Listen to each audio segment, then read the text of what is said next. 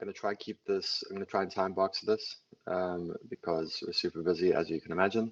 So yeah, let's go. So essentially, yeah, mainnet deployment starts. I mean, we're launching on Monday, basically. I can't give you exact numbers if you're going to ask me questions about that. We're looking at like 5-figure APYs with 8 days of runway. TBD, it depends on a lot of things. The Alchemist Crucible reward program ends today. So you have until next week to unstake and keep an eye on the gas price, find the right moment to bring your Klima over the bridge. You can do that using the generalized Polygon bridge. And there's a great breakdown on how to do this with links, etc. on our Medium.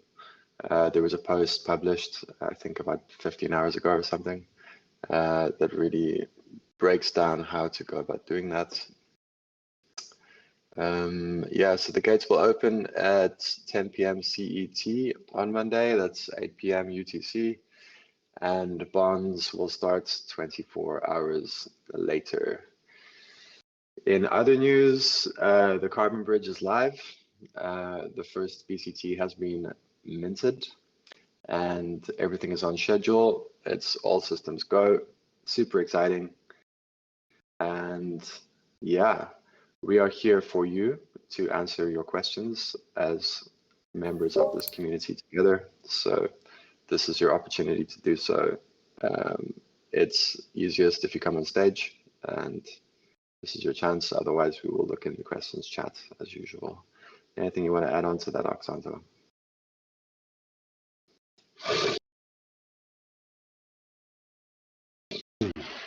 Excuse me. I guess not. Okay, so questions. If you want to come on stage, just raise your hand and you can ask your question or have a chat.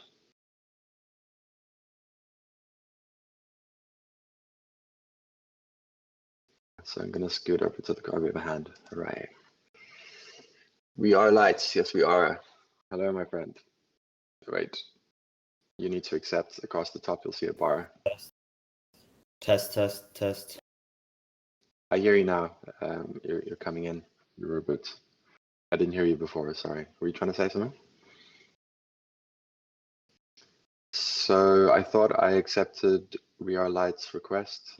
I don't know if something went wrong or if you raised your hand in accident, or if you're just trying to demonstrate to the others how we can do this. Yeah, your hand's up again. Okay. Let's go.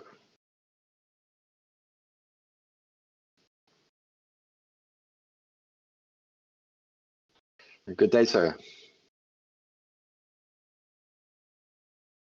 Do you have a question? Yeah. How are you? So my question was, how does moving over to Polygon affect the mechanism which you create value with the reserve? Because obviously the Olympus DAO mechanism, which I understand you guys have borrowed a lot of stuff from, obviously is based on Ethereum. How does that kind of translate, and will you expect to see the same sort of performance? It should be no different. And yeah, I mean, obviously it'll be cheaper to bond and or stake and or iterate or do anything, take any action. But otherwise, I'd be curious to hear what Oxanto has to say about that.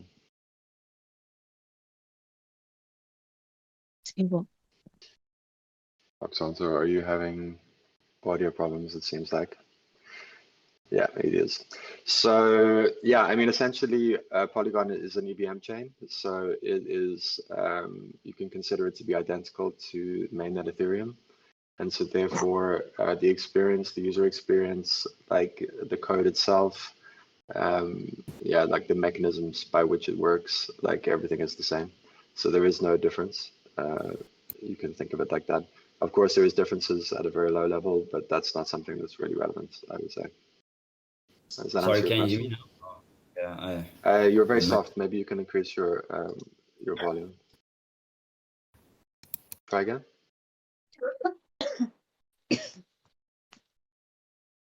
Oxanto? Okay, he will chime in at some point. I mean, does that answer your question, Light, or did I miss some part of it, or is there something else? That's great. That answers it perfectly. Thank you so much. No problem. You're very welcome. Thank you for your question.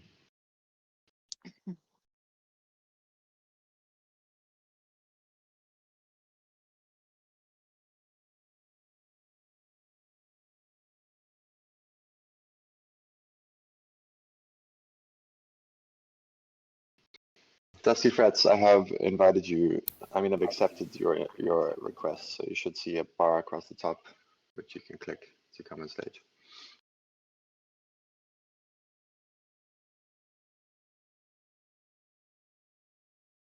Dusty Frets, there you are. Good day, sir.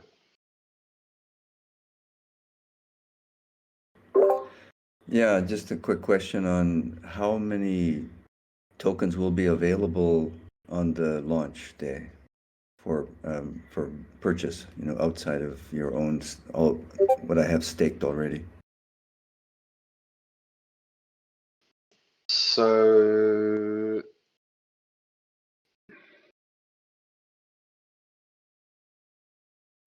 I'm just thinking, like, Klima will be created through a process of bonding, right? And bonds will be live 24 hours after launch.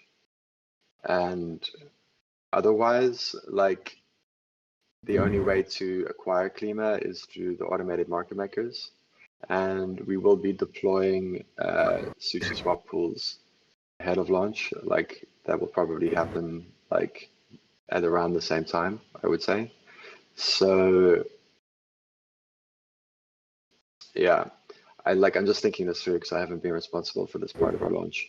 But theoretically, like, I would say that you should be able to have as many as you want, basically.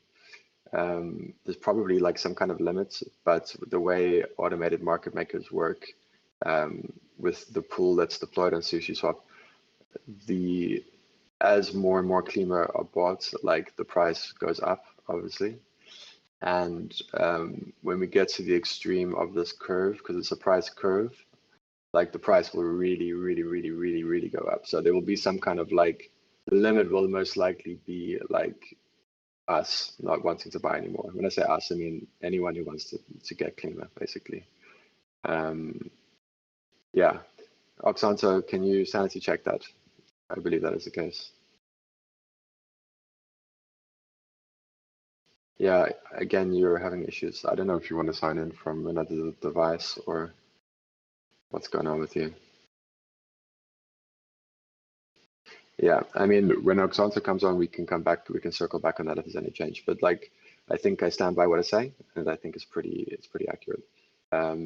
So once bonds are live, then yeah, I mean, we can just create more, basically. But I mean, the team itself will be minting Klima for the AMM pool in order to create liquidity, in order to allow people to get in and out. Does that answer your question? Yes, that's great. Thanks. Just yeah, good, great work, guys. Wonderful, wonderful.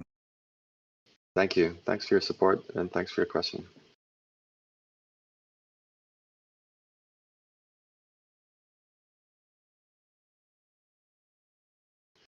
Kid Amnesiac, hello there.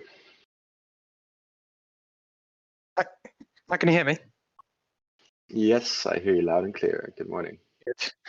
Yeah, so my question, so there's been quite a lot of chat in the general channel around, for those buying on SushiSwap, the a chance of bots coming in and basically just, snapping everything up right at launch. I was wondering if there's any sort of anti-bot measures you guys might have thought about that. Sorry, hang on.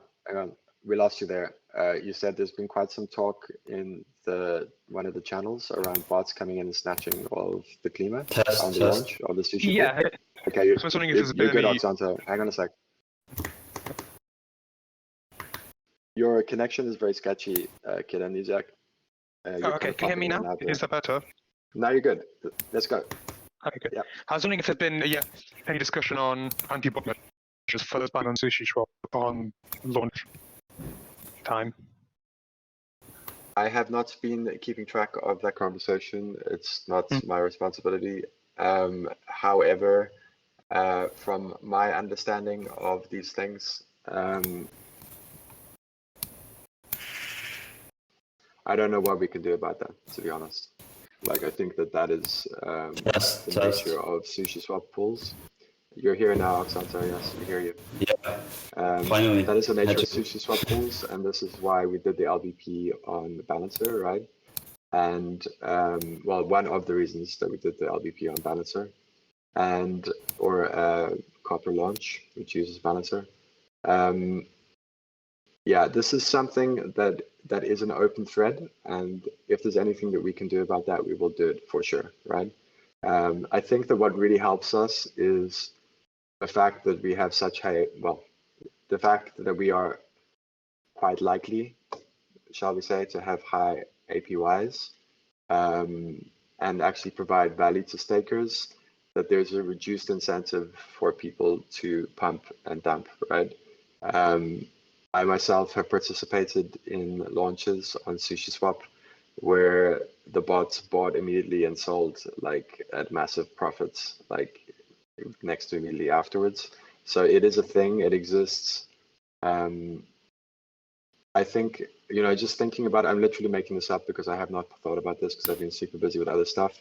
We do have the option to deploy the pool through, so essentially the Alchemist team just released the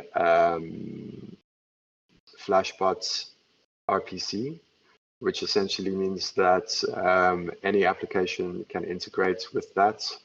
And you can, it's very cool actually, if you don't want to get front run, you can literally switch your MetaMask RPC to point at this Alchemist coin Flashbot RPC, and your transactions will be protected because they're inserted into a kind of, you can think of it as a private mempool where they're picked up by miners who are running the Flashbots software and put on chain without transactions going to the public mempool. Now, this can be done. This can be done, and I'm going to make a point to go back and look into this. I'm sorry, I'm literally just pulling from my own knowledge and experience here because I have been out of this conversation. But the rumors are correct that there is a risk of this, and you can be sure that we have a top team and we have the top connections that are possible, and we will do everything to mitigate against that. But thank you for bringing it again to my attention. I'm making a note to find out more about our plans for that. I sort of missed the question. Was that about being front run the moment you want to execute a trade, or was it about bots that are trying to snipe the pool? It's the risk of bots front running on pool deployments. So essentially, the way it works is, as you may be aware, Oxanto, is that like bot will watch the mempool looking for deployments, looking for the event for the deployment of a mempool on SushiSwap. It will then check out the tokens that is for, and if it finds a token that it's looking for, then it'll essentially use high gas to put a first transaction in there in the same block as the deployment and buy and pump and dump basically. Yeah. So yeah, I'm aware of that. Thanks for explaining that again. That's I think what the community refers to as sniping. We can't hear you if you're saying anything about that. You can't hear me at all? Anyway, Kid Amnesiac, that's the story. So it's a general problem. We will do whatever is possible to mitigate it. I was going to say, I can hear you, Oxanto. So I don't know why Rainbow Warrior couldn't, if he couldn't. But yeah, thanks for your thoughts, guys. Oh, brilliant. That's great news. That means maybe I have muted Oxanto by accident. Okay, I'm glad you're happy with the answer. Sweet. Thank you for your question. That's a really good question. Kid Amnesia, can you hear me? Why do you? Yeah, I can hear you now. Yeah.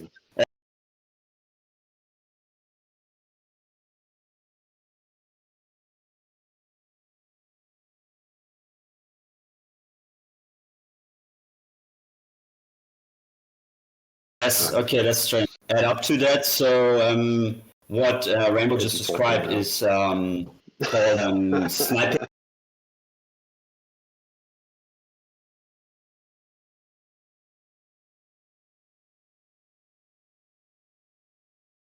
1 second. Chamber Warrior, Alexandro's talking right now. I think you're talking at the same time. So I think he one can of- hear me again. Wow, this is wild.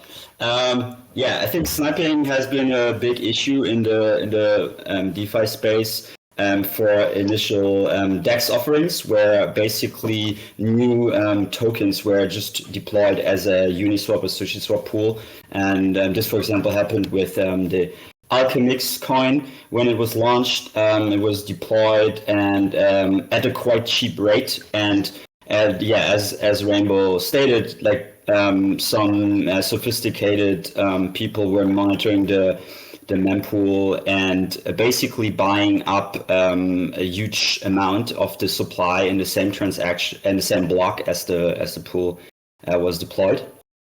And yeah, obviously that could happen too in our case, but since we already had a fair launch and price discovery prior to that, we're not launching the pool at a extremely low price.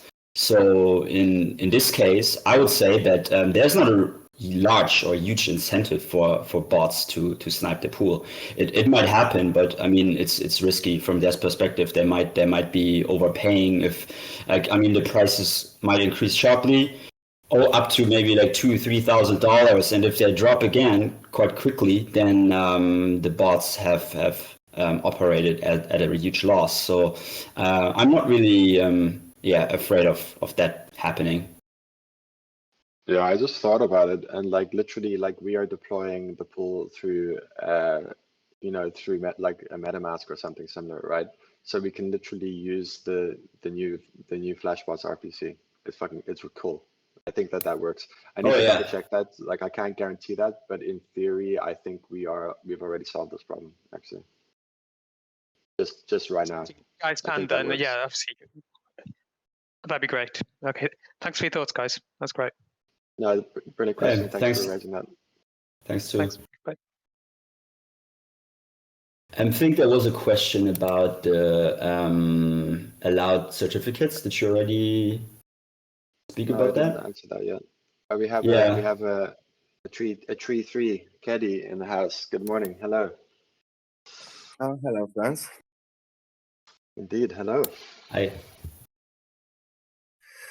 Yeah, I really wanted to talk about the carbon market in general, rather than the climate protocol stuff, because we are familiar with that stuff. But I'm just trying to wrap my head around like how do governments like what?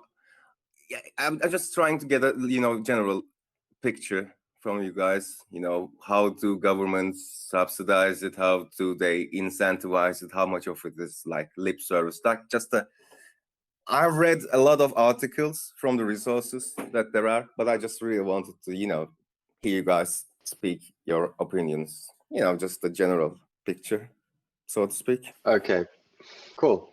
I guess I can take this. So I preface this by saying that I'm not a carbon markets expert. We have several people on the team that are. I would say that I am quite knowledgeable though, generally speaking. There's 2 carbon markets. There's a regulated carbon market and there's a voluntary carbon market.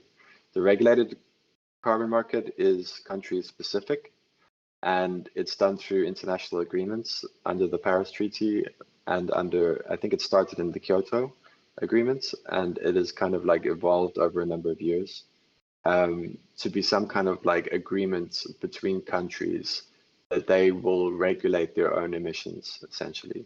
So you can think of it as like each country having a quota for an amount that it can emit each year, and each country itself regulates its the companies within the country.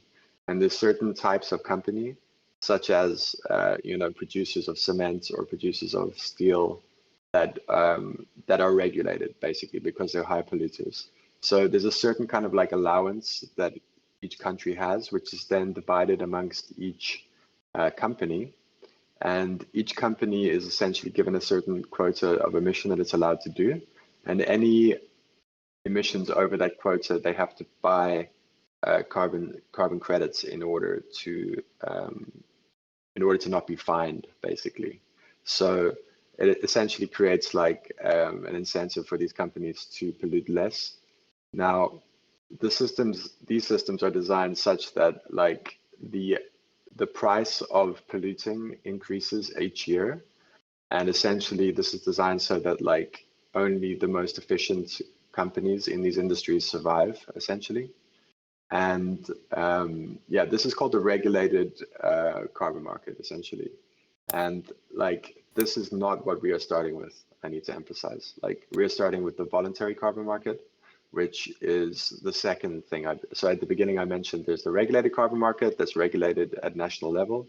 And we are starting with the voluntary carbon market. So the voluntary carbon market is approximately $400 million in size.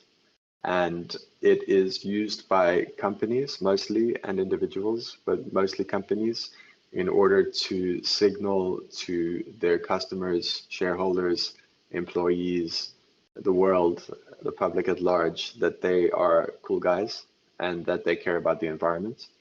And this is generally done as a form of, you know, obviously it's good for marketing, but it's also a form of risk mitigation, because there is a general feeling in the world today that governments will increasingly regulate companies who pollute, and this introduces risk to the company, and this risk is priced into the share prices of these companies. So it means that, you know, big retirement funds and big hedge funds who invest in companies are considering like the sort of like sustainability impact, carbon output of companies when they decide whether to invest in them or not, right? Like these funds that are interested in long-term holdings of, you know, funds of or shares of these companies, like they're very much concerned about the potential future risk of their holdings, right?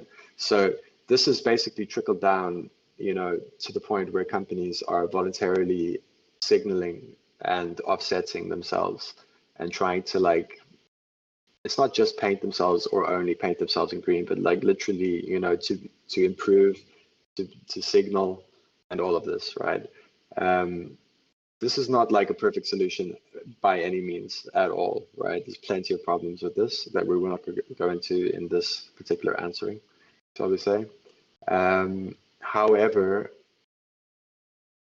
it does do something, and it is essentially something. Okay, so one of the problems could be that, like, you know, people don't, like, companies don't reduce their emissions so much as they just like offset them or something like this, right? And like this whole thing is like really a little bit too easy for them in some cases. There's bad people that are just painting themselves or not doing enough in order to bypass this risk. And yeah, so that's okay. So that's what I would say about that, first of all. Now, so the voluntary carbon market itself is unregulated, and the voluntary carbon market is international in scope. It's not regulated by any single jurisdiction. It's not even regulated by any jurisdiction, shall we say. So we start there, and we do this because of many reasons, including the fact of a lack of regulation, including the fact of the size of the market and the ability to move it. But it's important to understand that the carbon offsets that we are tokenizing and bringing on chain and and are being used to mint Klima are also used in the regulated carbon markets. Not like, it's not that they're the majority, they are a minority of the offsets or credits that are used in the regulated market, but they are used essentially. So we are affecting the regulated market also, essentially. I just remembered that the name of the regulated market is actually the compliance market. I should have said that, but the word didn't come earlier. So the compliance market is the regulated market, and we are operating inside of the voluntary market, which is yeah, it's not really regulated. So yeah, I hope I answered your question. Like, you were asking generally to the regulation of it. As to how it's viewed, yeah, maybe you want to clarify, like, based on that answer, if there's something else that you're interested in, or some specific part of that you'd like me to talk about. Yeah, I was like just thinking about single points of failure, like what we are trying to accomplish, and how. Like I'm trying to imagine the worst case scenarios. Like governments can go, governments can say, if the governments can say like, oh, the voluntary market, that's bullshit anyway. We don't. Yeah, like if there is a possibility of governments saying, oh, this voluntary carbon market is like getting out of control, so yeah, that's not official, we don't care about any of that stuff, or paranoid crypto fund idea. You're worried about the government rugging us basically and saying screw you guys, or something like this. Or I mean the thing is like that they like the principles under which we are operating in KlimaDAO are not like, they're permissionless and we can't be rugged by governments, right? There's nothing they can do essentially. Like we're using the market, it's market dynamics. It's more akin to the GameStop kind of approach rather than like trying to, like it's very hard to control us because essentially we're just using the market, right? We're creating incentives for people to actually just use the system as it exists today, right? And like at the end of the day, like it's all about narrative and it's all about story, including the voluntary carbon market, right? Like companies are using it to tell a story, right? Like that's the purpose of it. And guys, we are the good guys here, right? Like we're already seeing an increase in price of carbon. Like the system is working better as a result of what we're doing. More funds are being driven to climate projects already. I mean, my estimates of the impact that we've had already is that like I think we are directly or indirectly responsible for something between 4 to 6 million tons of carbon being purchased already, like to come into the system, right? So like we're already having a gigantic like positive impact. And I don't think, I mean, to speak directly to the point that you're making or the question you're asking, like I don't think that I don't think governments, like, I mean, outside of like special interest groups pressuring political parties or something like this, like governments should like this, because at the end of the day, like it's going to force companies to behave better, right? Like that's the first symptom of the illness that we're inflicting on them. You know what I mean? So like, yeah, I mean, it's a good question. Like it's funny to think about and talk about. Like, yeah, we don't know what's going to happen. I'm not worried about it. Is the main point, I guess. I think especially long term, it will be very interesting to see what happens with the voluntary carbon market as the quality and the prices will increase sharply, probably over the next couple of years. We might see a point in time where governments, like the compliance markets and emission trading schemes, will accept voluntary offsets. And that I think they do already, right? They do already. Yeah, actually, it depends. Like the Kyoto Protocol, the CDMs, they are like kind of in both worlds. But I'm not sure about the EU emission trading scheme. Because I think they're not tied to anything. Like they are just like a cap system, where you buy like a credit, but the credit does not reduce anything anywhere. There's no corresponding project anywhere in the world. It's just creating incentives, like monetary incentives, to either cap your internal emissions as an industry or company, or pay for trading rights, for emission rights, basically pollution rights. That is all true. That is all true. But I did see an article that Dionysus posted last week that was going into how increasingly voluntary carbon credits are making their way into the compliance market. But anyway, like I'm an expert on this. So I think it's definitely an evolving space and things are changing as we speak. But ultimately, like we're starting with the voluntary carbon market, and our ambitions are a lot higher than that, right? Yeah. Yeah, Let's see what happens. That's intriguing. Like, how is it realistic to move forward towards like the national level? I don't know. I don't know either. Yeah. I mean, like this is not my wheelhouse exactly, but yeah, we will find a way. And if not, I would if say not that, then the next best thing. I would say at a point where governments of the world or a majority of governments accepts crypto and Web3 and sees it as something tangible, something real that is part of our world, anything is possible. And let's face it, like we're at the beginning, right? Like this is Genesis, like even for crypto, right? Like, I mean, the first BCT has been minted. Like we have no idea, like how long into the future they will continue to be minted, right? Like we probably cannot conceive of like the potential of KlimaDAO at this time. Like Olympus DAO is what, 5 months, 6 months old now or something like this. Like it feels like a lifetime, right? But it's been nothing but a blink of the eye. And like, essentially what we're putting in place is like first principle crypto, like, I mean, they're Web3 primitives, right? Like tokenized carbon in and of itself, the creation of incentive mechanisms that we can orchestrate through a DAO. Like there's going to be opportunities that we don't even see, right? I mean, the compliance market is super exciting, but there's even way more possibilities for leveraging this. So yeah, I'm just trying to point out that like we probably cannot conceive of what will come in the near future. Cool. Well, I mean, I hope that answered your question. That was yeah, it was good to explore that, Katie. Thank you for that. Yeah. Yes. Good luck, fellas. Cool. No worries. Thanks so Any much. other question? There was still a question about allowed certificates.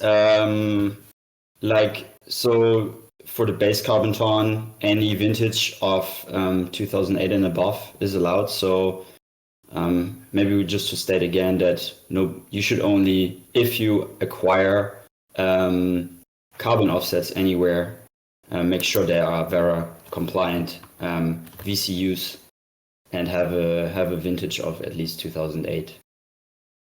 And yeah, they need to be post 2008. Yeah. Yeah, and then you'll be fine. And I mean, if you want to buy quality, it's probably better to buy younger and not older. Not that it, I mean, I mean, it depends on the amount you want to buy, obviously. You know, if you're buying like in the hundreds of thousands, then even $1 in price difference has a huge impact. So if it's smaller quantities, you might want to support the project you like, and that protects maybe the apes in the rainforest too. We have some questions here, requests to speak. Shall we look at those? There's General Linky, yeah? Indeed.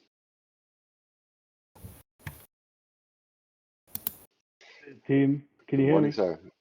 Yes, we hear you loud and clear. Cool, How are you? Do you have a question? Yeah, I do have a question. I know you guys have been working with the Alchemist team for the launch, and happy that that's all gone smoothly. I just saw the Ohm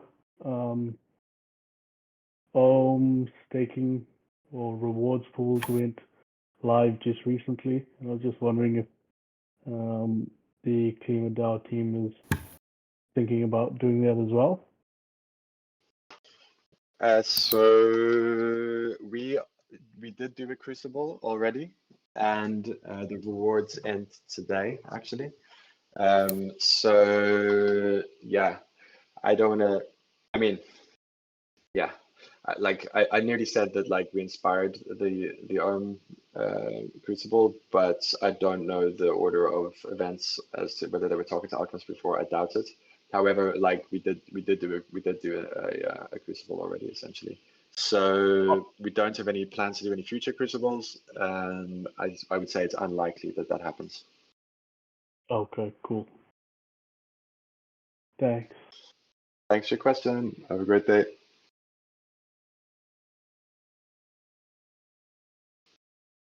So we have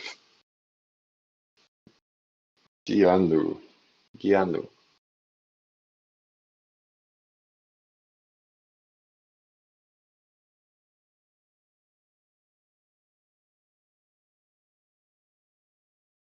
Good day. Hello there. Do you have a question?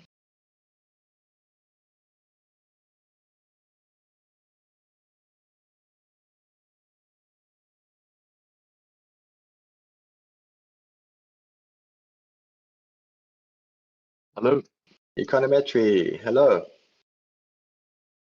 I have two short questions. The first one is, why no green PvP? Why no green? Are you talking about the background, is it? Yes, sir. Indeed. Well, so both Oxanto and I have been working like 19-hour days on some part of shall we say, what we're doing. And we literally have not been in the public Discord, which I do try to be in as much as possible, but literally this week has been insane for us. Now, I was told about this and I was brought into the Discord and told that I need to do this, but in this 5 minutes that I had, we did not find it essentially. So please, I mean, I would be super happy if you could link me up on that. And I mean, yeah, if there's anything you'd like to share about that, please go ahead. Sure, no worries. Thank you guys for your hard work. And the second question was, are you guys still having fun? Yeah, I mean, we're at the point of having fun now. It's been a stressful few days coming up to this, but now we're good. Like things are good. So there's been certain core critical infrastructure that obviously could be show-stopping, and it's never really super easy to relax until all that's bedded down and tested. But that's now in place and looking good. So yeah, I mean, fun times are coming. Like, I think of all the team, Oxanto and I have maybe been having some of the least fun. But yeah, I mean, if I stop to think about it for a minute, like we're super excited as soon as we allow ourselves to be excited, shall we say. I hope you're having fun too. Econometry, I've seen you around the Discord. Thank you very much. Thank you for your Thanks so much, contributions and your questions. So there was a question about pKlima, how pKlima works, and what strategies exist for pKlima holders to claim and stake. And yeah, I would say that definitely makes sense. Since it's like it's vested by supply, it's initially there will be only like a very tiny amount of pKlima that can be redeemed for Klima with base carbon tons. And I think yeah, staking, if you believe in the protocol, and I'm sure most people do, staking definitely makes sense. Yeah, I mean, the strategy is all obviously also affected by the price of BCT and how that will evolve. I mean, nobody knows. Totally. I mean, maybe you just want to give a quick, let's not spend too much time on it, like clarification of what pKlima is, because otherwise people may be confused and ask questions about them. Yeah, so pKlima is basically the option to redeem for Klima with while providing an underlying base carbon ton. And yeah, it's basically the majority is in the hands of the DAO, which can be given out to community via grants, and then there's a allocation for the team, and then a small allocation for advisors and investors. I think that anyone really needs to worry about it this time. Yeah, I mean that in the way that, like, if you don't know what pKlima is, like, it's most likely that for most people you don't need to worry about it. There's nothing to do, or there's nothing you're missing out on, or any way of acquiring any as of now. This is something for the future for the DAO to allocate. So we have more questions. We have more people requesting to speak. We have Mark Hock. Yeah, please tell me how to pronounce your name. Mark Hock W. Please come on stage. Good day, sir. Hello, yeah, it's my initials, so it's Mark OKW. I've actually never heard someone pronounce it like that, but there you go, first for everything. I have a question about the price of carbon you spoke about a bit there earlier. So like over the last year or so, I have noticed the price of carbon has been like obviously on an upward trajectory or whatever. And I'm not really sure at the minute how easy it is for companies to like hedge against that price. I'm guessing they just have to buy tokens or something. But I was just wondering if you see a point at which companies will become interested in buying like Klima as a hedge, basically against carbon tonnage offsetting, and if that's already happening, or if you expect that to happen in the future. It's not happening right now. We launch on Monday, obviously, but in terms of like, are we talking to companies or any of this kind of stuff? Not specifically about Klima, I would say. Like, there's definitely companies that are getting involved, essentially, but not so much from the perspective of showing like a green face or something like this, as is currently done in the carbon markets itself, right? So, okay, so first, to answer the first question, is there a way for companies to hedge?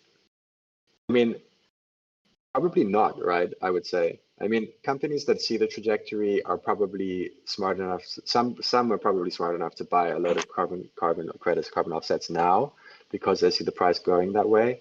Like, I mean, there is a kind of like opportunity cost of holding like large quantities of assets, and I suspect that most of them are just either, I don't want to say too dumb, but it's just not on their radar to be watching the price or something. It's probably like each year they're going like, hang on, this is more expensive than last year. But I mean, we're generalizing hugely here, and yeah, I don't know of any kind of hedging that's happening, so to speak. So regarding like Klima itself, like as an opportunity for companies to hold Klima instead, I can really imagine a world in which that happens, right? Like, especially considering that, you know, with the sort of like incentive engine that we have in place through bonding and staking and the rewards that come to people who hold Klima, it makes a lot more sense, right? In terms of what you're getting, like what work you're getting out of your assets, right? I think that protocol-owned liquidity is, as pioneered by Olympus DAO, is still quite a young concept. Like, we really see it taking off in the last weeks as Olympus Pro came out. So it's kind of unclear like how DeFi is going to evolve in this direction, I would say. But if it continues as it seems to be right now, with up only, like, why would you hold BCT or carbon tons when you can hold Klima, right? But I mean, suffice to say that like it's a little bit, I can't clearly see the future on this, but clearly there's a use for Klima, not only as a holding asset, but potentially as a currency, right? Like, at the end of the day, let's not forget that we're launching a carbon-backed currency right now. I can speculate on some uses of that. For example, it could be that, I mean, let's not forget, if we follow Olympus's lead, that we're in the growth phase right now, and that the purpose is to grow a treasury. And we should at some point enter into a stability phase where it's not about growth, but like we aim to have some kind of stable price. And if we reach a point where we do have a stable price, then I see Kurt requesting, not surprising, as the conversation moves this way. Essentially, like, what if you're a company and what if you offer a discount to people who pay in Klima, right? Like, what kind of signal is that, like, to your customers?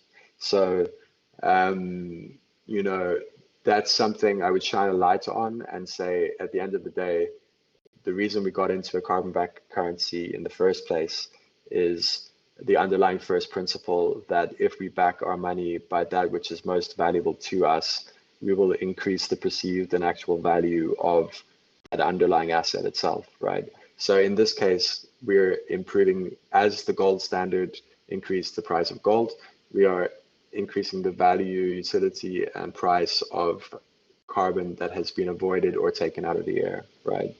So a carbon-backed currency is the holy grail here, and you know, there is in a multi an infinitely multi-universe, like a universe where there's a carbon, all the currencies are carbon backed, or there's one carbon backed currency, right? So there's no end to where this can go essentially. But with regards to companies, I think signaling and accepting Klima is like quite realistic. In fact, it could be done like next week, in theory. Yeah, that's what I have to think about it. That's what I think about it anyway. Oxanto, is there anything you'd like to add to that? No, that's perfect. Yeah, that was a great answer. Thank you. Yeah, that pretty much answers my question, I think. Yeah, because I suppose it can go many different ways. I don't think there's a real easy way to hedge other than to buy carbon tonnage at the minute. I think in the EU they have EUA futures, but I think they're really illiquid. So that's what I was just thinking, because it's so, like, the market at the minute is so illiquid. If something comes online that's actively traded and has a lot of volume, like, but I guess because of the APY, it'll take a long time before we actually, become in line with the price of carbon as well. Absolutely. I mean, the price of carbon needs to go up, right? Like, there's so many carbon projects that don't happen because they're economically unviable because the price of carbon is too low. And ultimately, like, at the end of the day, like, the purpose of this is also, like, it is like the primary purpose to get funding in the hands of carbon projects. That's it. Like, that's besides the economic incentives and like, let's get rich and all this kind of jazz. Like, I mean, the reason why we're doing this is to drive funding to carbon projects. So I think this is a fabulous mechanism, and it's really exciting to see it working already. I mean, like, the carbon price is already, for the voluntary market, like, jumped up. Like, please, like, these numbers I cannot stand by, but my impression is something like 30% last year and something similar this year already.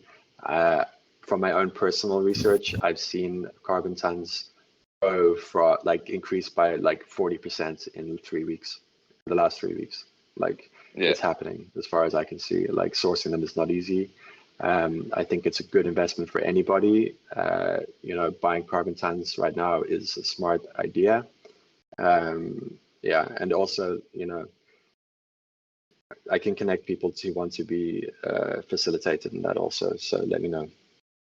But yeah, thank you for that. I think it's been interesting to explore this question. Yeah, thanks for the answers. Very good. And I think as well, just ESG is such a big topic at the minute among, like, investment banks and stuff. That stuff like this, if they take off, they really want to put capital behind it, because it's really a lot of money. It's socially acceptable to do it, like, so, especially in the next few years, I think. But yeah, thanks for answering my questions. No worries, man. I can tell you from research that I've done, like myself, that, like, there's billions of dollars that wants to be invested in ESG based or sustainable based assets, and there's literally not enough assets for that money to, like, there's not enough assets, not only that, but, like, the management of risk is, and the inability to manage that risk is the problem, right? Like, the problem is that, like, it's too difficult for these people to invest the money because it's too difficult to get a clear concept of what the risk is.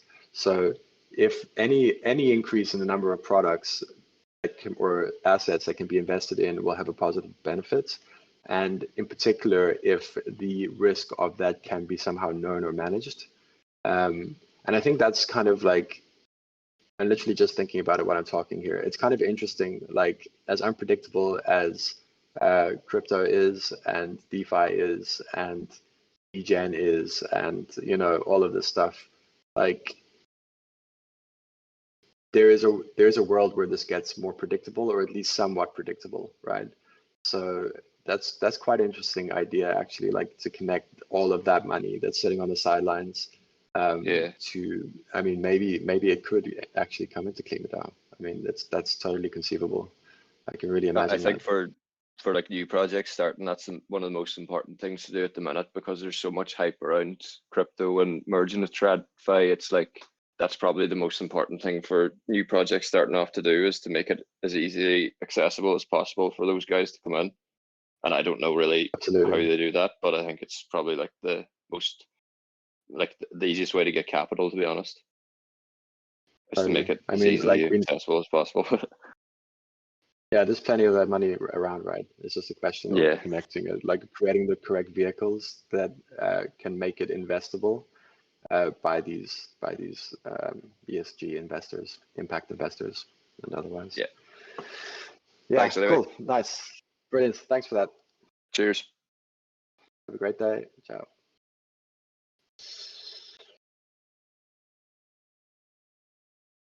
Hi, good morning. Good day. Good day, sir. What complicated questions do you have for us today? I don't know if it's complicated. I'm not sure already. You always have good questions. All right. Thank you. Anyway, let's go. So the question I have, I was just doing some research into token protocol since yesterday, and I was just thinking token about protocol. You mean? Yeah, that's it.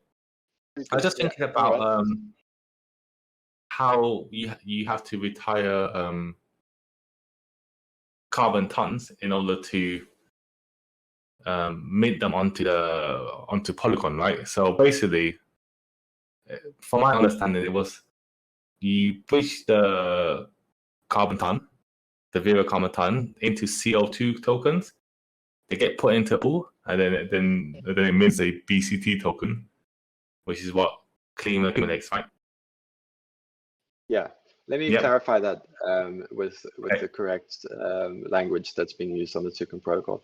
So essentially, yes, the token protocol has got the carbon bridge, which is the bridge between the, in air quotes, real world or default world and the blockchain world.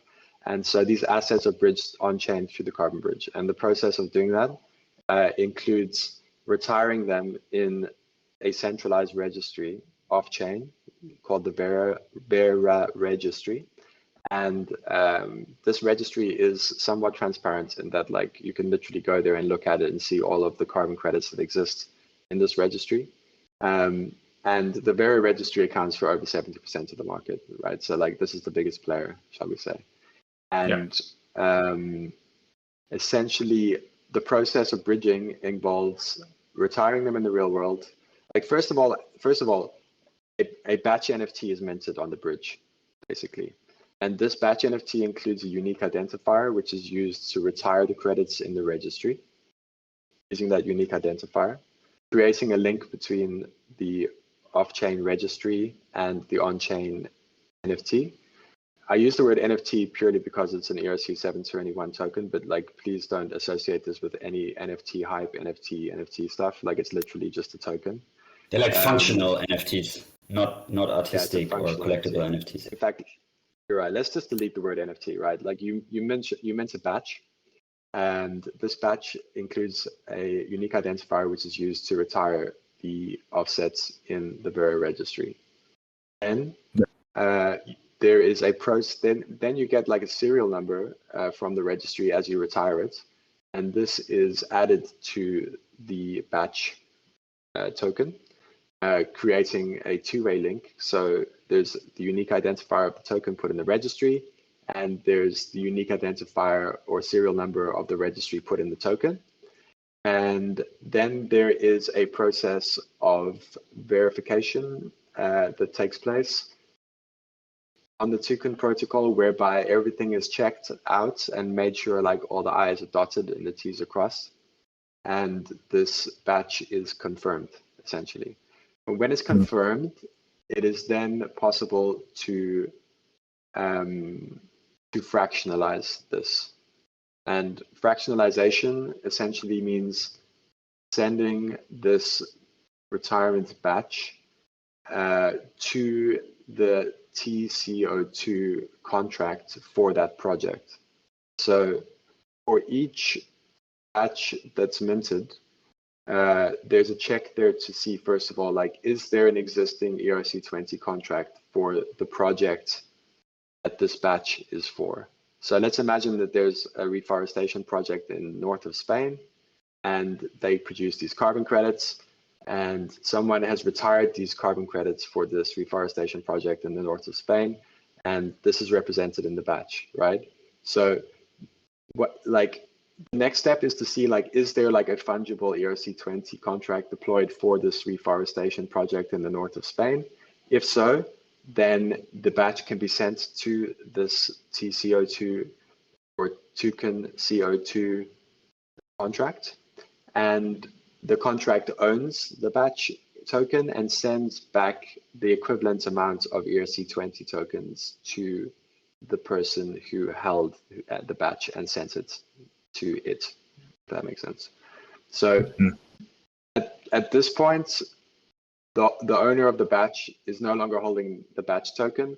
They are now holding the equivalent number of tons in ERC20 of TCO2 or token CO2 tons. Now, these tons represent tons produced by a specific project. Fungibility is at the level of the project only. So this is not like super fungible, right? It's kind of like, this is not going to be deployed as an AMM pool unless you get a hold of some code, and then you do it as you usually do. Yeah. But when holding...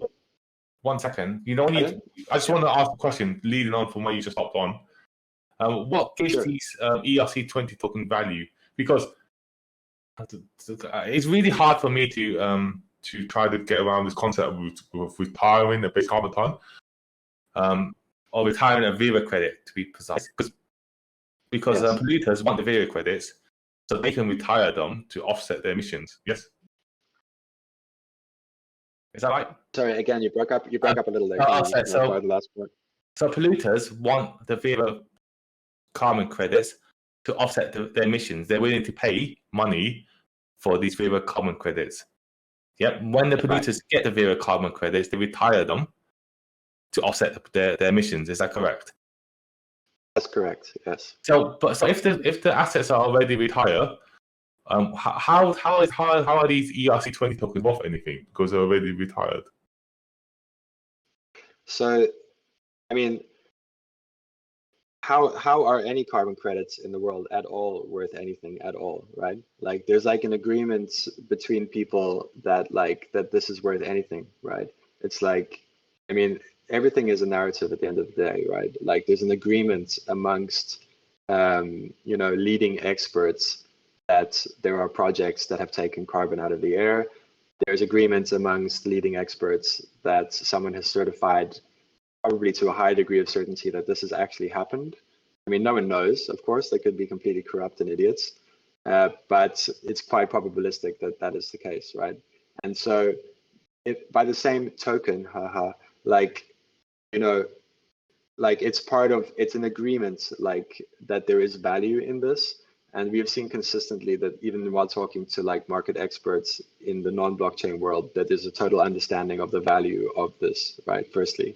Second of all, it exists today already in the non-blockchain world that when a carbon credit is moved from one registry to another, it's retired in one registry and it's reissued in the new registry, right? So this is already an accepted like practice, right? That like it's retired in the Vera registry and it's reissued in the token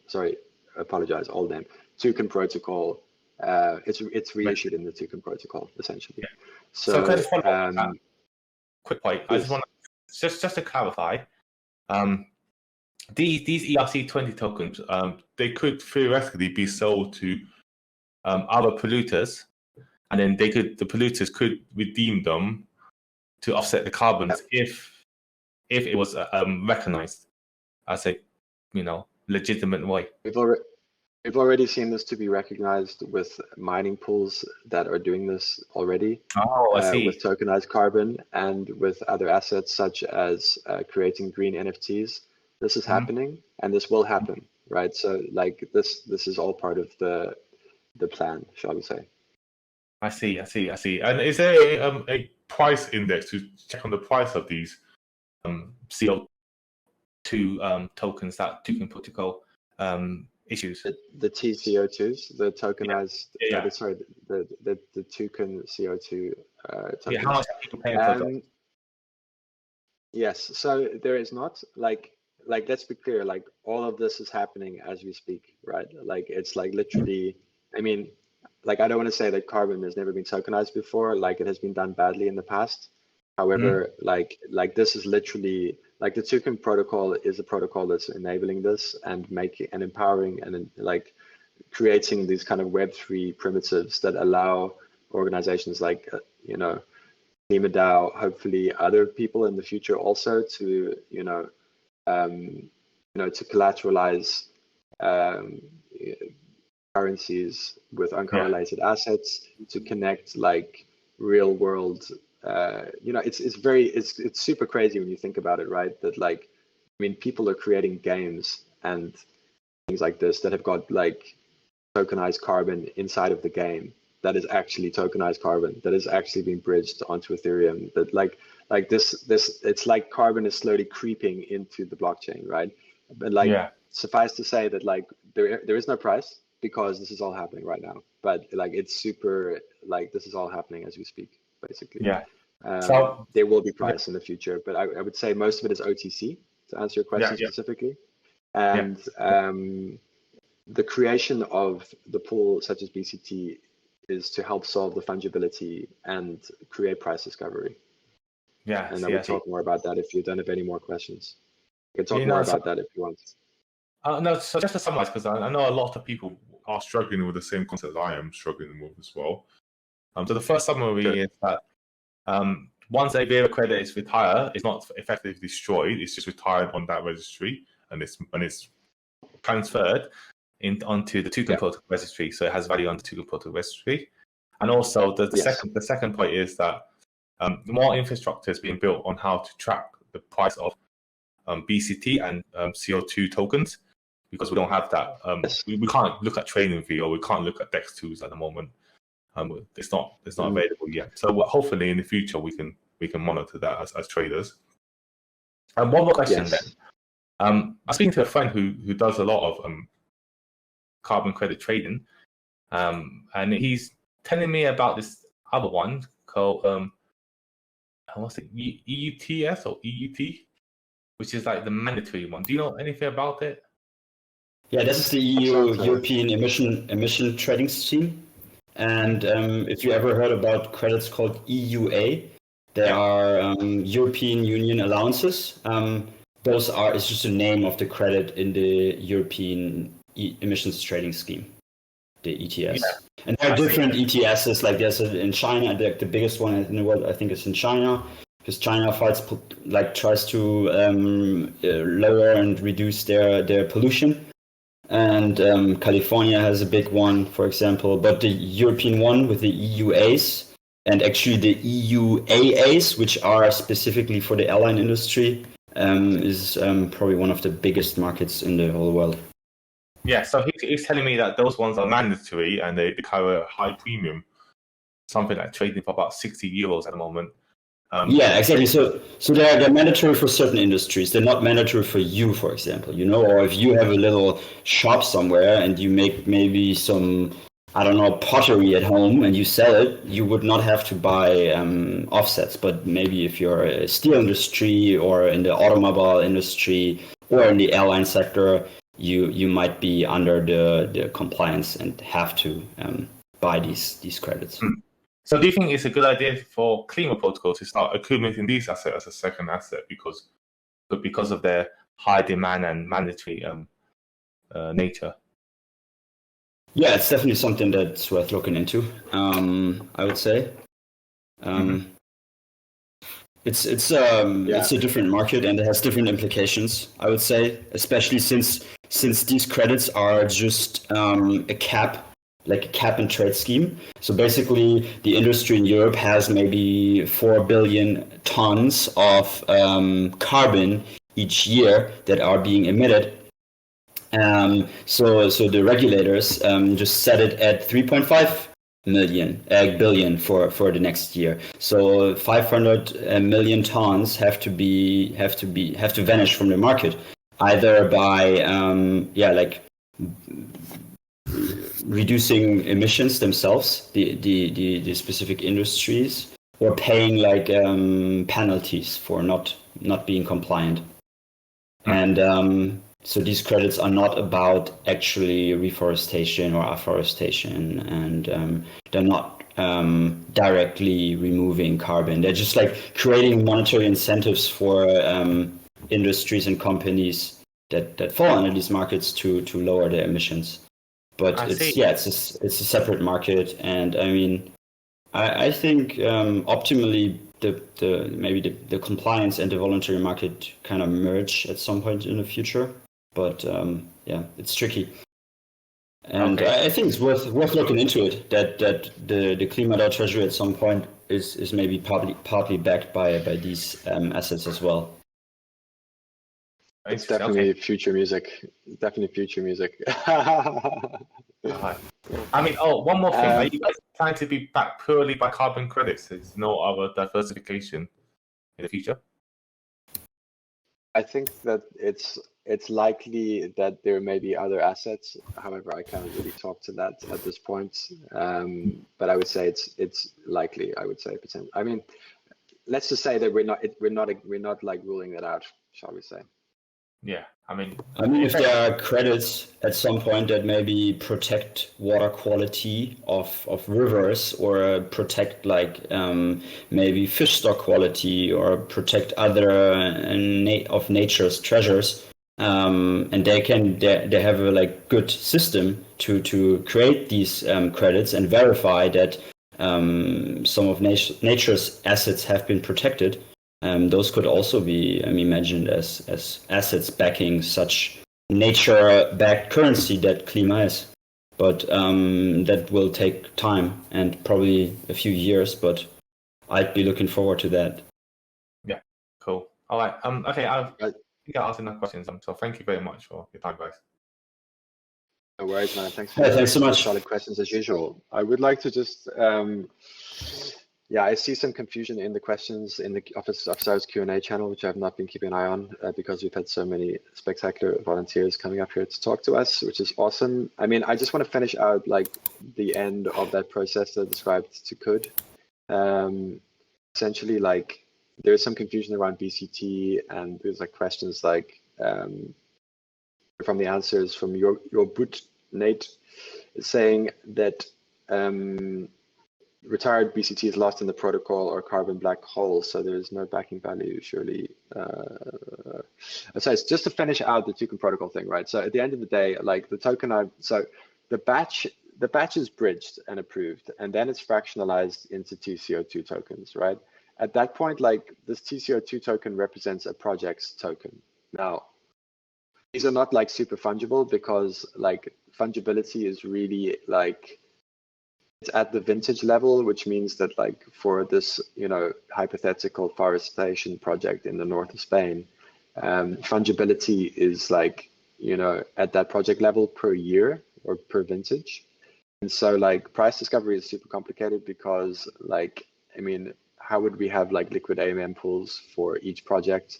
Like it could happen, but they're going to be super illiquid, right? So the purpose of BCT is as a carbon index pool, right? Like it's essentially like a tokenized carbon index, and this allows like any of the TCO2 tokens that are approved, as in Vera post 2008, to be used to mint a BCT essentially. So the TCO2 token, which represents 1 ton of carbon from a specific project, is locked inside of the BCT contract, and it mints a BCT, right? Now, the BCT itself is expected to have a market value. Like it could be, it could be used and purchased by a company in order to offset its emissions, right? Like if a company is not interested in researching, which carbon credits it should use to offset, and it just wants to offset X amount of tons or whatever like this, they can rely on the credibility of the token protocol to have done its due diligence, and the credibility of KlimaDAO to have done its due diligence that this token asset is of quality and of value, and therefore simply purchase the BCT itself and use that to retire. Now, I need to clarify some confusion here. Like, once someone has minted a BCT or they have purchased a BCT with USDC on SushiSwap, like there's two distinct, I mean, I don't want to say there's only two, there could be more, and there certainly will be more in the future, but there's two like uses for this BCT that I want to highlight right now.